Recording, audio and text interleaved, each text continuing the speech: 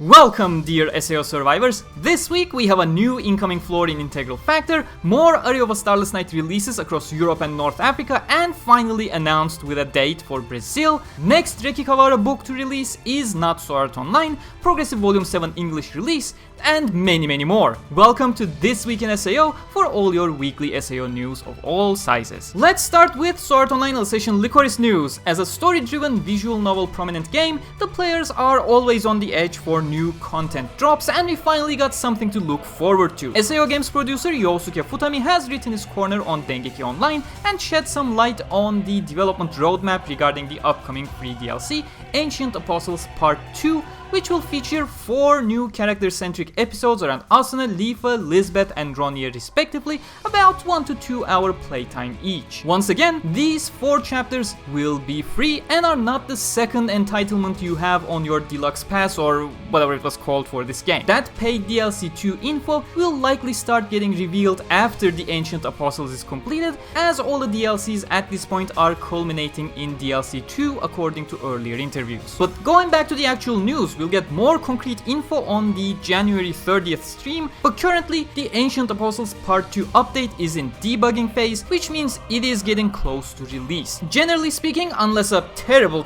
bug is found, they usually release these updates without mentioning a date on a day where they have a stream dedicated to the update. The January 30th stream is a New Year stream for SAO in general, so while we likely won't get the update then, it probably is not too far away, so stay tuned. In addition to that, we currently don't have an info on the SAO Gameverse heroine inclusions, whether they are part of this Ancient Apostles update or not, but chances are we'll get something with the update. With Lycoris out of the way, we got Floor 7 content. SAO Art Online Progressive 7 English release by Yempress is coming up. January 18 is the date, and if you have not pre-ordered yet, I will have Amazon and Book Depository links in the description and pinned comment. For pre-orders, I strongly recommend Book Depository, as you will have significant delays with Amazon, who simply cannot handle Japanese light novel releases during these early periods for whatever reason. It's been going on for years, which is why I switched to Book Depository for my pre-orders myself. Progressive Volume 7 features the first half of the Floor 7 story, Rhapsody of the Red Blaze Part 1,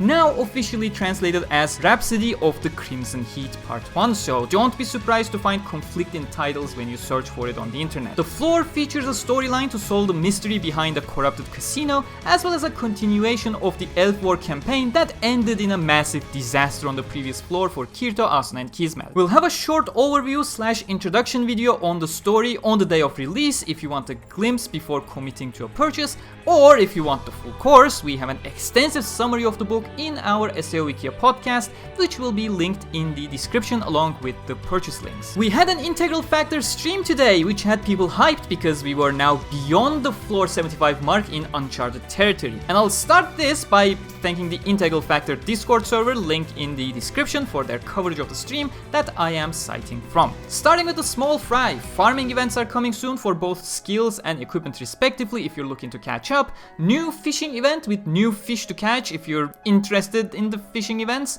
An old Valentine's Day event is getting a rerun, the one with the cooking specifically. New banner featuring Alice, Argo, Shinon, and Yui, as well as another glorious Agil outside of that banner. You may want to stay tuned to LT Titcat on Twitter for when the visuals will become available. Outside of the stream itself, the minor news before we talk about the new floor stuff are the following. Reminder that the guild rankings actual ranking portion has begun this week, so if you're competing as a guild, now is your time to join. The 5th Aria of a Starless Night banner is available, made from the final key visual for the Aria movie, featuring Kirito, Asuna, and Mito going against Chatfang the Kobold Lord. The New Year's Assault had its additional items added to the trader if you're grinding. Klein's training regiment is back for a decent XP grind, and a reminder that the weekly free 4-star guaranteed order is available for this week. Now, the new floor stuff. They don't seem to have mentioned which floor it is, and the hype has been lowered a bit due to them sharing no information on the floor boss itself, which according to the Integral Factor server indicates that this is an event-sized floor story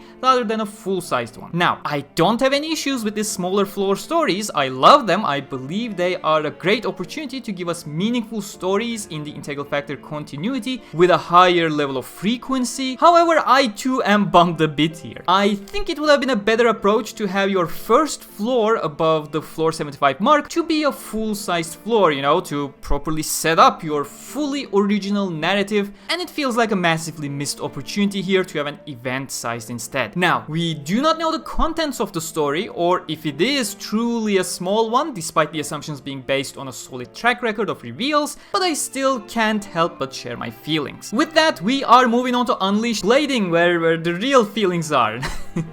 Not much news this week. We got a brand new Eugeo unit that I was lucky enough to pull. It's a cute one that matches the Kirito home illustration that was obviously supposed to be a partner unit but was cancelled instead, as is the case with all illustrations that are being sold or given away that are locked to the game, that you can't even save to your device to use them however you want and cannot keep your access to even after the game is shut down. But hey, on the bright side of Unleash Blading, the progressive Rondo of a Fragile Blade adaptation, the Floor 2 story, is continuing very solidly, with Kirito investigating the weapon scam incident further by chasing Neza and saving the prized Wind Fleuret of Asuna in an awkward situation, the illustration of which being inspired straight by the one in the light novel. Well, it is not on the level of quality as Abeshi's amazing art. I'm glad they went with the serious Kirito of the light novels rather than the Kiseki Himura's creep approach for comedy's sake, while still capturing Asuna perfectly. The manga was a bit of a shame due to how much of a parody it felt like under Himura's control,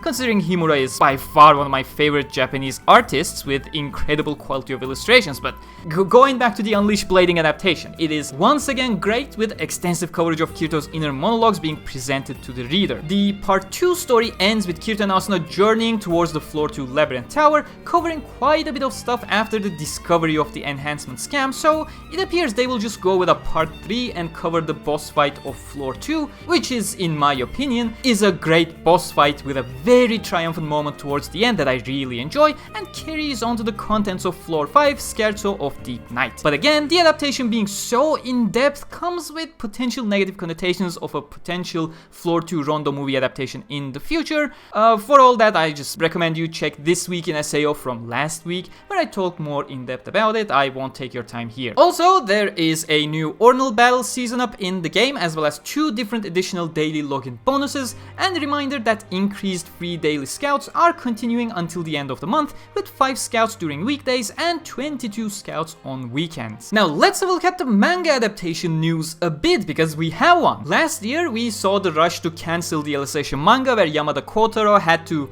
really speed up, putting it very generously, due to the serialization consistently being delayed and now had to be wrapped up. He had to very quickly conclude the Human Realm sub-arc and finish it all, with no War of Underworld adaptation seemingly in mind at all. You may be asking why that Alicization manga adaptation is relevant. Well, Yamada Kotaro was also the mangaka of the Phantom Bullet adaptation, and years ago, when he was put in charge of the Alicization manga, his Phantom Bullet manga series was put on hiatus indefinitely. Now that he was free, he returned to it and is now concluding that too, with the 4th and final volume of the Phantom Bullet manga slated for a February 26 release in Japan. Regardless of the adaptation quality for potentially being rushed, Yamada Kotaro's art is always incredibly beautiful to check out. In light novel news from Japan, however, it seems we need to wait a little longer for the Floor 8 story to begin in Progressive V9, as Reki Kawahara's next publication is confirmed to be Axel World 26. Our Axel World experts on SAO Wiki will surely let us know of the further ties to SAO that may emerge when the book releases in Japan in March, but let's be real, we are so close to the tragic climax of the Elf War campaign that I could not care less about the teases that may come up in Axel World at the moment. Since we went back to Japan for news, I may as well add this here. Aria of a Starless Night themed Swiss knives are being available for pre-order in Japan now.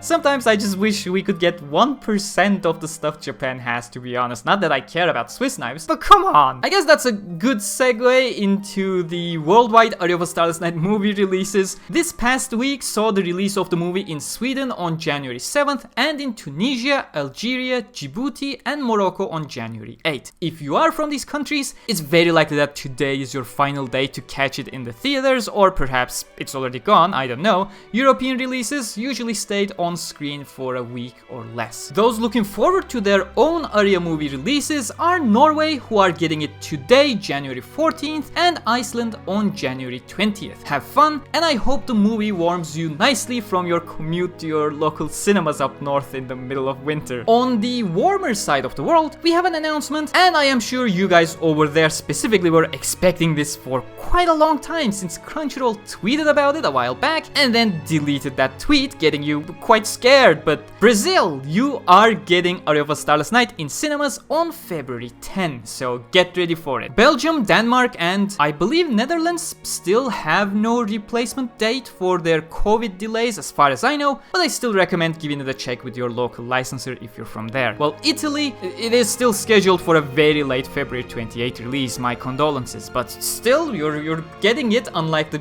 German-speaking area. And no, we have no news yet from Japan for a Blu-ray release. You'll need to wait a couple more months before we get anything about it. On the art corner, we have Abeshi, who will continue his Asuna drawing on a live stream this Saturday on the Bunbun YouTube channel, who's totally not Abeshi, by the way. So if you're a fan of live drawing sessions, you may want to check it out. Sometimes even Reki and Maki drop by in the chat. But due to the lack of other official art, I'll go ahead and share some community works I liked this week. First one is a massive throwback by the French artist Vi of her work that got selected to become an armor in Alicization Lycoris. She also shared some early concepts she did before the final pick for the first time, so I guess that still qualifies as new art this week. Go check her out. Next up, one of my favorites this week, by the way, Akane on Pixiv gave us a beautiful Mito illustration in casual clothes in real life that feels very fitting for the character, although a bit more show-offy than her casual gamer clothes in the movie. And last but not least, Maki Shuichi on Twitter continues to bless us with cute tease and Renly artwork at incredible speed,